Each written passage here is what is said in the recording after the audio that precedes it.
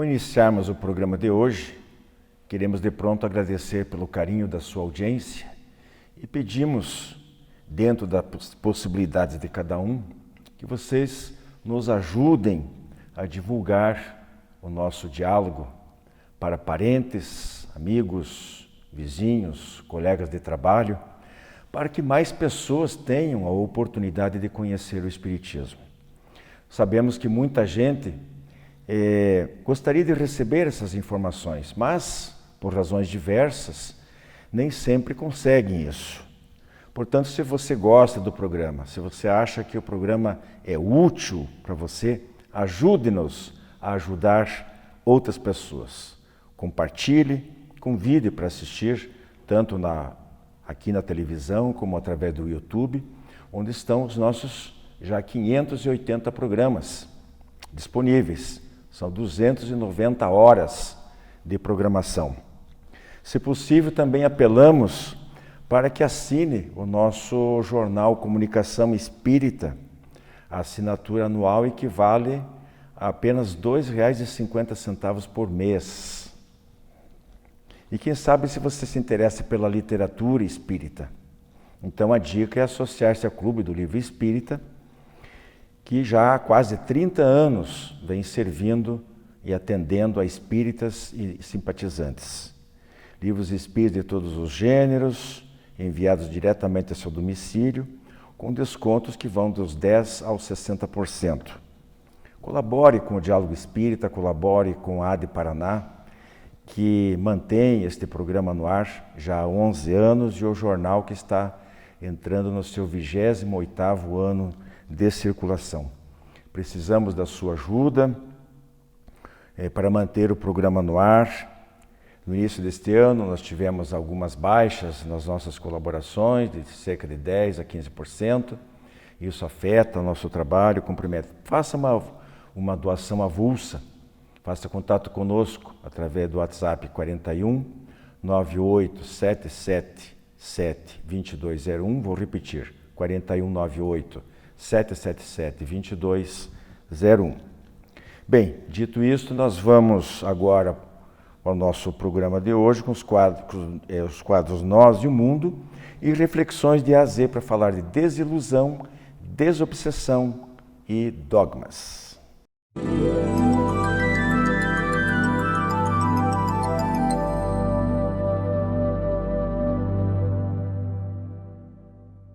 Olá, amigos. No quadro Nós e o Mundo de hoje, o nosso tema é 8 bilhões de indivíduos na Terra, todos filhos de Deus.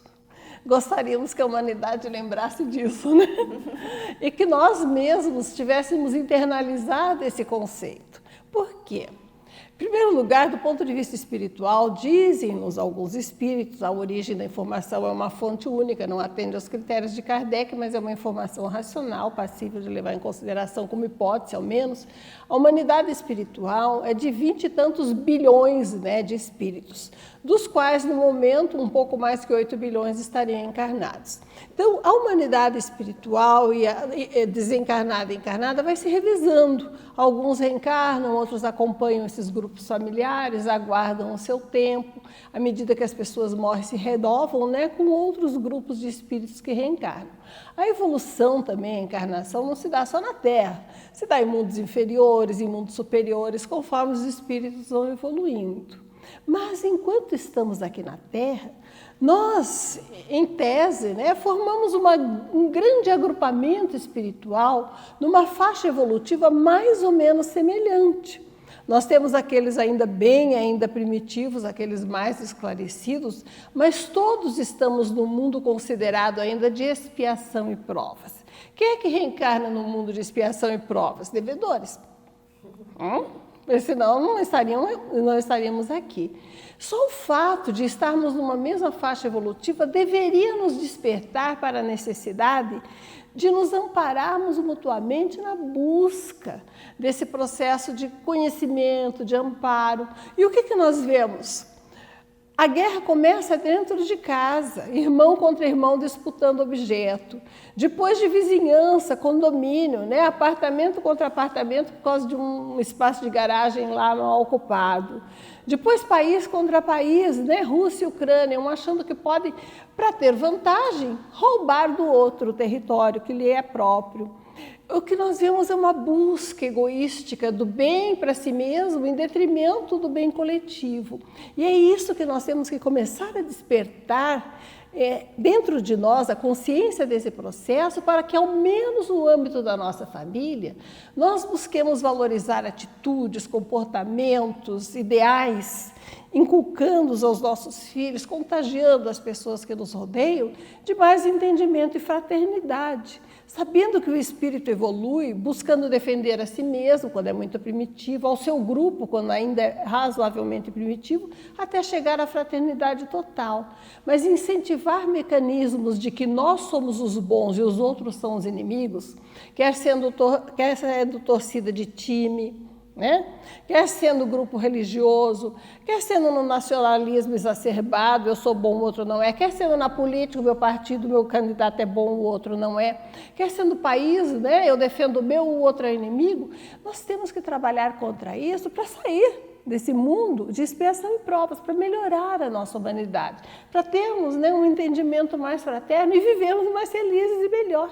Isso demanda o quê? Investimento pessoal, no esclarecimento de fatores, no exemplo da vida diária e no esclarecimento das pessoas. Toda essa consciência, né, Rose, que precisamos trabalhar e aprender e desenvolver, também está no nosso dia a dia, em coisas pequenas, por exemplo, a consciência que temos que ter com a pessoa que está perto da gente, na nossa família, como a Rose falou, no nosso grupo familiar, mas também aquele que trabalha perto, por exemplo, no edifício, como porteiro do prédio, aquela pessoa que te serve ou que te atende ali na padaria, não é verdade? A pessoa do comércio, as pessoas que a gente encontra na rua, né? Todos nós somos irmãos, somos filhos do mesmo Pai e estamos aqui convivendo num momento muito precioso que é de evolução, de melhora. Então, se nós vamos aprendendo e desenvolvendo essa consciência de que somos irmãos, então nós poderíamos, né, ter uma vida muito melhor do que nós temos, porque teríamos menos guerra, menos violência, porque a guerra aqui, como a Rose trouxe no exemplo, é macro, né? Mas essas pequenas guerras particulares, internas, que nós mesmos travamos com nós mesmos e com o outro, quando discordamos, quando somos egoístas, quando não deixamos o outro se colocar ou expressar a sua vontade. Enfim, são tantas facetas desse 8 bilhões de pessoas nesse mundo, filhos do mesmo Pai. Nós também não podemos esquecer, né, Rose, que não são só os homens, né, nesse formato hominídeo que estamos, que somos irmãos. Que habitamos o planeta. Exato. Somos só nós que somos humanos, mas temos outros seres vivos, né? Tem toda a fauna, toda a flora, tudo que é criado por Deus, né? Deus Pai que nos criou e desenvolveu todos esses universos, né? Esse universo interno dos nossos órgãos, o universo externo, que nós nem fazemos ideia de como a gente é abençoado. Sabe o que me lembra, né, esse tema? Quem já viu a série Cosmos, quem viu fotos da Terra vista do espaço, né? Aquele pálido ponto azul, admirável, espetacular Carl Sagan, né? Que foi tão vilipendiado por lutar pelo esclarecimento.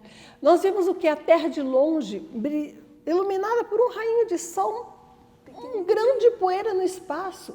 Nós habitamos esse planeta de ponta cabeça para o infinito, porque estamos aqui presos numa bola, nos movimentando a milhares de quilômetros por segundo, jogados no espaço em direção a não sei o quê. E estamos aqui nos sentindo seguros, nos sentindo protegidos. Não tem bom senso em morar num grão de poeira que habita o infinito, se movimentando velozmente, protegidos por Deus, e tentarmos tirar do outro alguma coisa que lhe pertence, guerrear, disputar o fato de habitarmos esse mundo que foi construído com tanta beleza, né?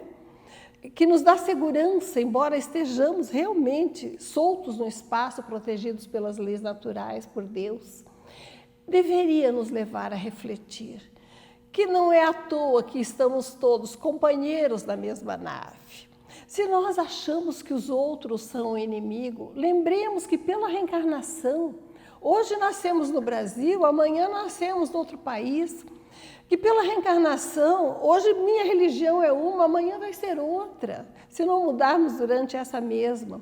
Que pelos laços familiares renovados, vamos, à medida que aprendemos a ceder, a perder a discussão, a deixar para lá, a não fomentar a guerra, mas a viver a fraternidade real, nós vamos atraindo para a nossa convivência espíritos da paz também, que valorizam os mesmos ideais que nós. À medida que nós alimentamos em nós mesmos o exemplo da paz, da tranquilidade, da fraternidade, dissolvendo os quistos de má vontade, renunciando, servindo, sendo o olhinho da boa vontade na máquina da vida, o nosso mundo muda. A partir de nós, está ao nosso alcance. Sempre receberemos um amparo. Eu acho que essa é a grande lição. E quando a pessoa diz assim, mas eu não acredito em Deus.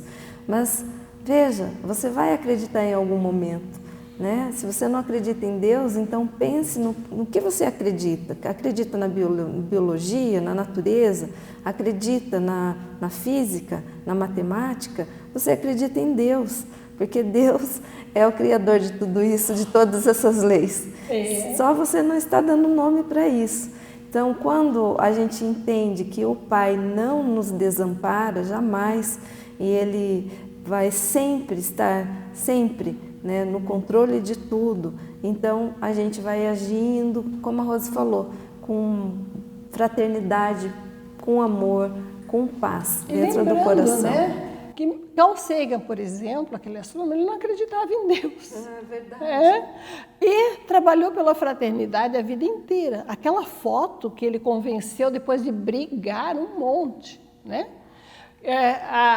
Tirar a foto da Terra de longe era da busca da paz.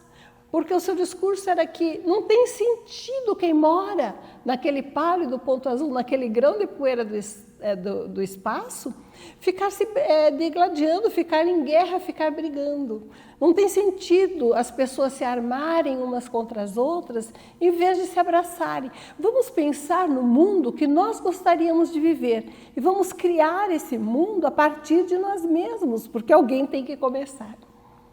Muita paz. Jornal Comunicação Espírita, matéria de capa desta edição. Eles também são divulgadores. Editorial: a ação dos discípulos do Cristo no século XXI. Palavra dos Espíritos e dos Espíritas, a quarta parte da reencarnação sob diversos aspectos. E ainda, pequena excursão ao inconsciente, diferenças entre religião e espiritualidade e muito mais. Jornal Comunicação Espírita. Assine e recomende.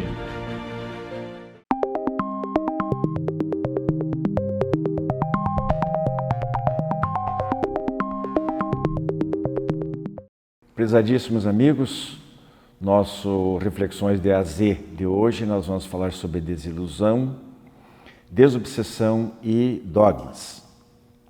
Percebível que estamos falando de palavras iniciadas pela letra D, na nossa sequência aí já de outros programas. Rose, desilusão / ilusão. Desculpa, é Andréia. A praia dela falar disso. Desilusão, ilusão, o mundo material é uma ilusão? Eu não sei por onde você começaria, mas eu arriscaria essa pergunta. Você acha que as pessoas se iludem demais com o mundo material, com as atrações do mundo material? Quando estamos muito voltados para a materialidade, sim, nós nos iludimos, não é? Porque não é esse o verdadeiro mundo. O verdadeiro mundo é o mundo espiritual, aquele em que nós retornamos à pátria depois de cumprirmos a missão aqui na Terra, que viemos aqui nessa escola, nessa grande escola, para aprendermos, para melhorarmos, para evoluirmos. Então, quando nós estamos aqui e nós nos voltamos para esse mundo como se fosse a única vida, ou então eu tenho que aproveitar tudo. É muito comum ouvir de pacientes jovens que eu preciso aproveitar, né? Então isso dá um passe livre para ir a festas, usar drogas, fazer todo o tipo de abuso. Isso é estar desiludido de certa forma, porque não está de acordo, né, com a natureza, que é o cuidado com o nosso próprio corpo, com a nossa mente e as consequências que a gente sofre caso a gente não cuide, né? Mas ilusão, por exemplo, pode ser um sintoma psiquiátrico também. Quando eu tenho uma doença grave, eu posso perceber coisas e aquelas coisas não têm o ponto de apoio na realidade. Então, a gente diz que aquele indivíduo pode estar iludido com relação a algum estímulo externo a si, né? Por exemplo, não falando de mediunidade, mas falando de alguma alteração psiquiátrica, às vezes ele pode ver bichos andando pelo corpo, ele pode ter uma alucinação tátil, por exemplo, e está dentro desses quadros, ilusão, alucinação, delírios, né? Mas esse desiludir não é bem por aí, né? É quando nós estamos nos sentindo enganados, nós nos sentimos tristes, chateados com aquilo que está acontecendo. E é sempre bom a gente olhar para isso, tentar entender de onde está vindo e como sair disso. Perdão. Não, depois falar um pouquinho, só para não perder o fio da meada aí, mas dois apontamentos, né? O primeiro deles é em relação a algumas informações que originárias do mundo espiritual, não sei se a Joana de Ângeles também ela aborda, com certeza, mas não sei se exatamente. Em algumas obras espíritas dizem que uma das grandes decepções quando nós desencarnamos, e portanto uma desilusão, né? Porque nos ocupamos demais com as preocupações da vida material, que às vezes nem são preocupações, são pseudo-preocupações, né? Portanto, nos iludimos que isso é o hoje, é a felicidade, é o prazer de ter que aproveitar tudo, abarcar o mundo e tal, porque como se o mundo fosse acabar amanhã. E daí eles chegam, nós chegamos no mundo espiritual, diz que a grande decepção é a constatação da perda de tempo. Nós falamos no programa passado sobre egoísmo em relação ao tempo, etc. Está algo relacionado sobre isso aí também. Então, é a grande decepção de ver que jogou fora, às vezes, uma reencarnação quase inteira. Então, isso é a grande desilusão. É de saber que isso aqui, o mundo material e o veículo, o corpo físico é um veículo, é um instrumento de trabalho, de aperfeiçoamento, de crescimento a serviço do espírito, que no fundo somos nós mesmos. E nós nos esquecemos disso e achamos que nós somos um corpo com um espírito, um corpo com uma alma. Não, é o contrário. Nós temos uma alma provisoriamente dispondo de um corpo. Quer que eu fale sobre desilusão mesmo ou passo para o tema seguinte? Vamos passar para frente depois, se for o caso a gente volta. Desobsessão, então seria próximo. Desobsessão, para entendermos, nós temos que relembrar rapidamente o que é obsessão, né? Para ver o processo de cura desse problema. Obsessão é quando um espírito inferior, ignorante, primitivo, ainda às vezes até um espírito mau, ele influencia outrem por algum tempo, reiteradamente. Então, é uma influência pertinaz de um espírito sobre outro. Pode existir obsessão de encarnado para encarnado, uma mente que domina, que é autoritária, que age sobre a outra e até mentalmente, né? Aquela pessoa com uma energia poderosa, ruim, que domina a vida de outra. É uma obsessão de encarnado para encarnado. Pode existir obsessão de encarnado para desencarnado, alguém que partiu, que deveria estar livre daqui, chora o tempo inteiro, se lamenta, chama e não deixa o outro se liberar, você está obsedando, que significa influenciar negativamente a uma outra pessoa. Quais são as formas de combatermos a obsessão, de trabalharmos o processo de desobsessão? Em primeiro lugar, temos que ver quais são, se for possível, as causas da obsessão. Se forem causas atuais, como, por exemplo, o jovenzinho que começa a ir para a balada, né? Fica naquele ambiente onde tem centenas de espíritos desencarnados ligados às drogas, à bebida, buscando vítimas para influenciarem, para continuarem a fruir daquelas sensações inferiores que eles não têm mais facilmente, porque perderam o corpo com os abusos, e que começa a ter vontade de experimentar a droga ou a bebida porque foi um ambiente indevido, um ambiente inferior. A gente, quando passa pelos ambientes de balada à noite, assim de carro, de longe, vê aquela multidão ululante de espírito desencarnado ali junto, envolvendo os encarnados. Então isso dá, às vezes, um processo obsessivo. Esse rapaz ou essa menina se desencaminha com aquela influência espiritual, a família nem tem ideia de que é um processo espiritual envolvido de terceiro, ao qual o jovem despreparado e frágil cede. Mas muitas vezes a obsessão tem origem em vidas passadas. Normalmente, nesses casos, o obsessor não é o algoz, ele não é aquele que só tenta se vingar, prejudica e persegue a vítima. Ele foi a grande vítima. Ele foi prejudicado, foi perseguido, foi roubado nos seus valores, nos seus afetos, por aquele que reencarnou agora e do qual ele busca se vingar, influenciando para que tenha pensamentos maus, para que se sinta mal, levando inclusive ao longo prazo a processos até de doenças mentais.